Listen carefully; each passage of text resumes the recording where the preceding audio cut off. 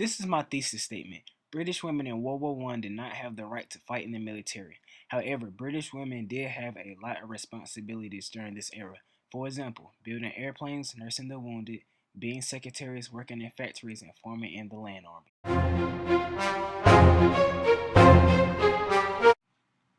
Hello, everyone. My name is Adrian Moore, and I'm doing a documentary on British women's rights and responsibilities during World War I. I'm going to ask my mom 3 questions, and she's going to give excellent answers. If not,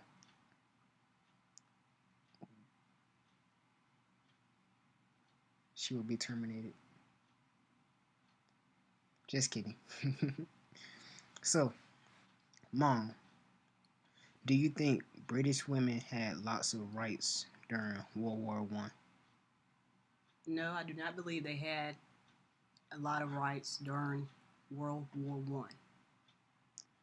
Do you think they had a lot of responsibilities during World War I? Yes, I do feel they had plenty of responsibilities during World War One. Can you please explain your thoughts? Women during World War One had to take on the responsibility not only being a mother and rearing their children, but the responsibility of being a provider while their husbands were going off to war or being drafted to defend the United States of America. These women had to partake in roles in the industry, such as manufacturing and textile factories, and numerous other jobs as well. I believe when the war was over and the men came back home, women were subject to going back to just being a mother and just a wife.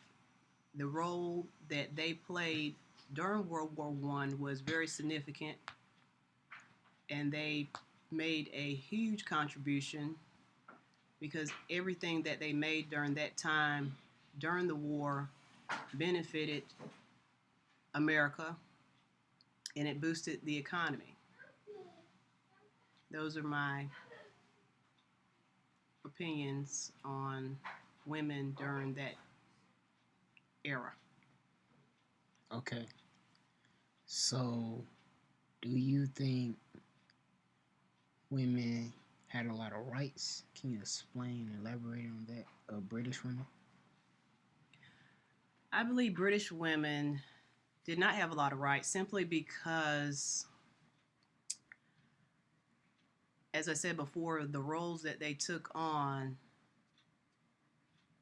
even though they were the runners of the family while the men were in war, they couldn't vote.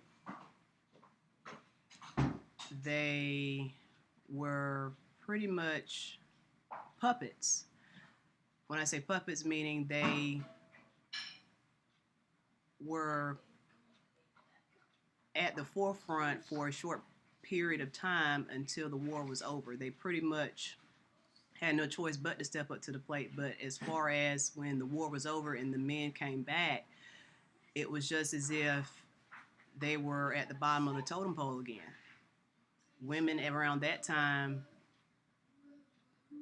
were pretty much silent if they had an opinion or a disagreement of something. So around that era, women joined together, and it's called the women's suffrage. And one important thing I believe came into play for the women in the United States, voting, which came into play with the 19th Amendment. Women pretty much could not vote. As far as British women, I believe they felt the same. They felt the same in respect as far as not feeling important or having their voice heard within their community within that time. Thank you for your answers. They were excellent answers. Thank you.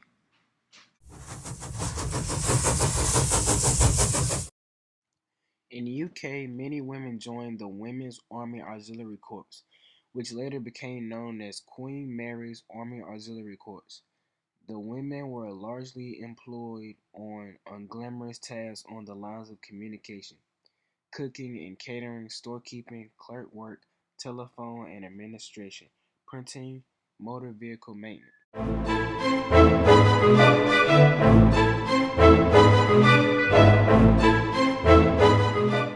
British women had no rights and a lot of responsibilities.